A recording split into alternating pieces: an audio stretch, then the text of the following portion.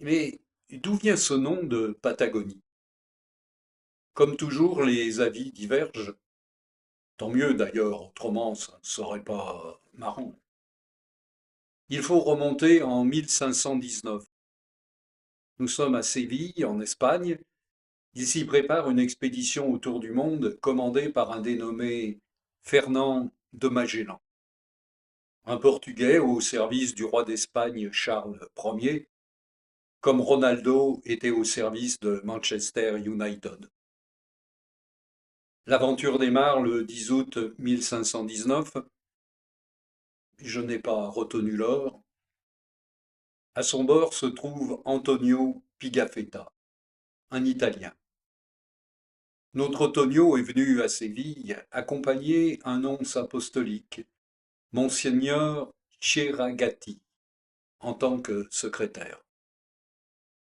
Le nonce sympa lui trouve du taf dans l'équipage de la flotte de Magellan. Pigafetta, au cours du voyage, aura la charge de tenir le journal de bord et, à ce que l'on dit, il le fera très bien. Quelque temps plus tard, au début de l'année 1520, notre petit monde aborde les côtes de l'extrême sud de l'Amérique. Je ne sais pas si c'est une vue déficiente ou un abus d'alcool, mais l'équipage dit avoir aperçu un géant qui était, écrit-il, tant grand que le plus grand de nous ne lui venait qu'à la ceinture. Ouais, peut-être qu'ils n'étaient pas bien grands, ces marins. Mais quel rapport avec la Patagonie? Pour certains, le mot viendrait de pata, pied en espagnol. Pata, Patagonie, vous voyez, il n'y a qu'un pas, si j'ose dire. D'autres, pour emmerder les premiers sans doute, disent autre chose. Non, cela viendrait de patane, signifiant toujours en espagnol pato, c'est-à-dire rustre, inculte. C'était un peu comme ça qu'ils devaient percevoir les autochtones par rapport à eux, si cultivés, si intelligents. Donc l'explication n'est pas aussi stupide que ça.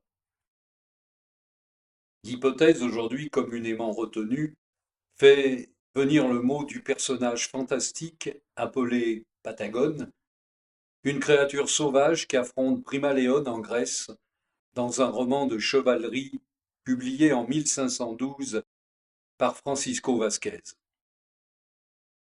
Cette littérature de l'époque, sans doute connue de Magellan et Pigafetta, les a fait associer les autochtones rencontrés avec leur peau d'animaux en guise de vêtements et leur consommation de viande crue à la créature décrite par Vasquez dans son roman. Pigafetta écrit dans son journal, je le cite, le capitaine appela cette manière de gens Patagonie. Voilà, la légende était née. Elle devait perdurer jusqu'à la fin du XVIIIe siècle. Mensonge, vérité, qu'importe. Elle nous a laissé un nom, Patagonie, qui aujourd'hui encore fait rêver et invite au voyage. Et puis, les légendes sont comme les promesses électorales. Elles n'engagent que ceux qui les croient.